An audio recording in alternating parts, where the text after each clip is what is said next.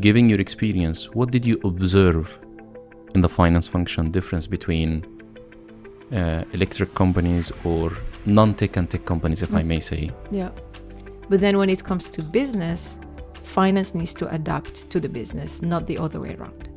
So for me, and even like the way I approach any new role that I take or any new company that I join is first understand what the business needs. So usually it sounds quite basic, but usually the first question I ask my business partner is, how can I help? How finance can help?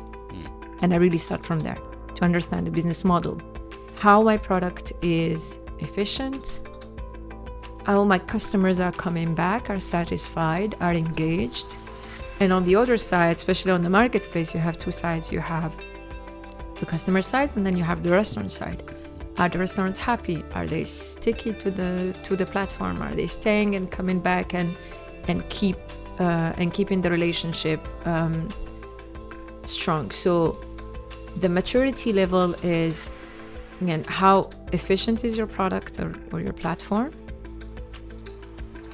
and how much you are achieving as well profitability. So my P&L is my P&L. I have a target, I have a plan, I have a top line to achieve, I have a EBITDA to achieve.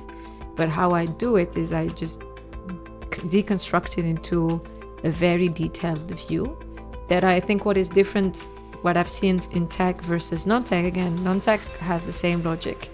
It's just on non-tech is the access of data pretty much on a daily basis that you can adjust always like you're able to adjust trajectory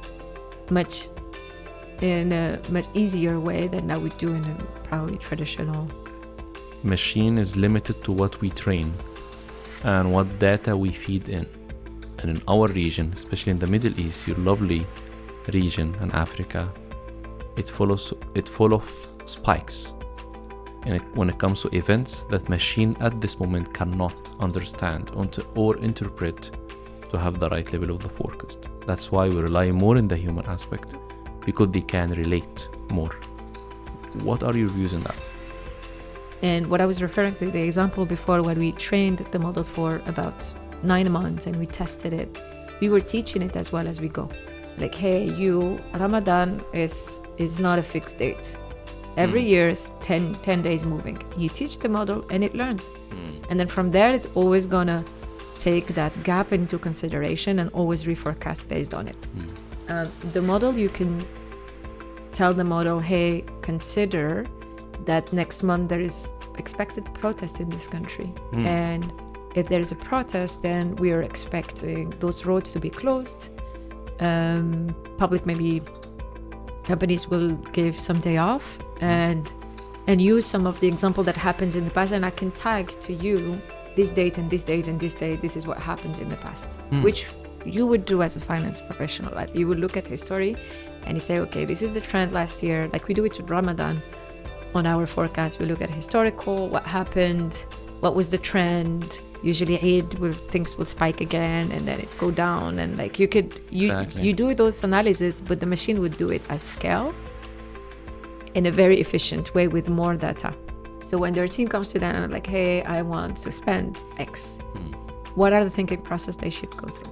So I'm playing with the ChatGPT bot and I'm teaching him how you should think as like my co-pilot, a finance co-pilot, where you would just ask the questions. So you have set of like, the set questions at the beginning, and it says, hey, how should I think about this investment ask? And obviously when you start, like it gives you very generic answer. Of course. That is basic, or look at the ROI. Yes. Check or, competition, like super basic. And then you start training it and you're like, okay, no, in our company, this is how we look at it. We look at it in this angle and this angle. This is the KPI you should be asking. You should look at goals of the company mid long term. You should question what is the impact on competition, what is the impact in this and that, and then make sure that you talked with these stakeholders and these stakeholders. You want to make sure that you're going through the governance that we have in place. There's investment forum, there's things that can go through the email, these are the threshold, and then ultimately, and you should present it in a way that is digestible for your leadership team to approve it, and this is the format that you should use. And then now, like with the chat, you can literally go in, and then you're a junior, like someone just onboarding that is new to the company. And what I found it fascinating is that you can then make your entire team at least at the same level of thinking.